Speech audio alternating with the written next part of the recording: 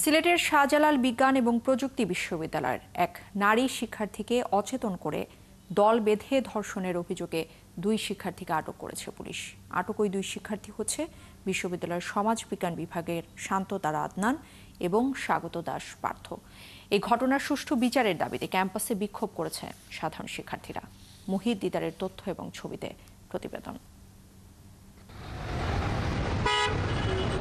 শুক্রবার শাবিপ্রবির প্রক্টর অধ্যাপক মুখলেসুর রহমান ঘটনার সত্যতা স্বীকার করে জানান, বৃহস্পতিবার প্রক্টর বরাবর ধর্ষণের লিখিত অভিযোগ করেন ভুক্তভোগী ওই নারী শিক্ষার্থী।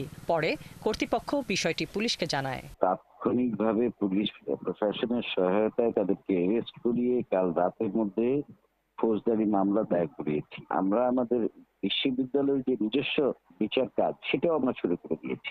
এরপর পুলিশ ঘটনার সত্যতা জানতে পেরে শুক্রবার ভোরে ডিজিটাল ট্র্যাকিং পদ্ধতি ব্যবহার করে শান্ত ও পার্থকে গ্রেপ্তার করে।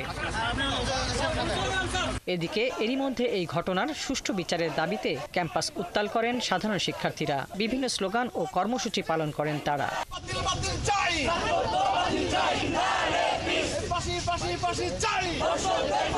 আমরা এখন রেপিস্টের সাথে ক্লাস করব না, আমরা ওর সাথে ওর ফেসই আমরা দেখতে চাই না। বিশ্ববিদ্যালয় থেকে তাদেরকে যেন আজীবনের জন্য পরিষ্কার করা হয় এবং বাংলাদেশের আইন মোতাবেক যেন তাদেরকে সর্বোচ্চ শাস্তি ব্যবস্থা করা হয়। নট জাস্ট ডিপার্টমেন্ট, পুরো ভার্সিটি ক্যাম্পাস থেকে যেন তার আজীবনের মতো বহিষ্কৃত হয়। শাবিপ্রবির এই দর্শকদের শাস্তি যাতে সারা বাংলাদেশে একটা উদাহরণ সৃষ্টি করতে পারে।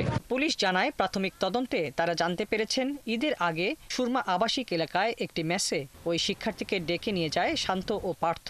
পরে অচেতন করে নির্যাতন করে এবং সেই ভিডিও রেকর্ড করে। মেয়েটিকে একথা প্রকাশ করলে ওই ভিডিও ইন্টারনেটে ছড়িয়ে দেবে বলে ভয় দেখায় তারা।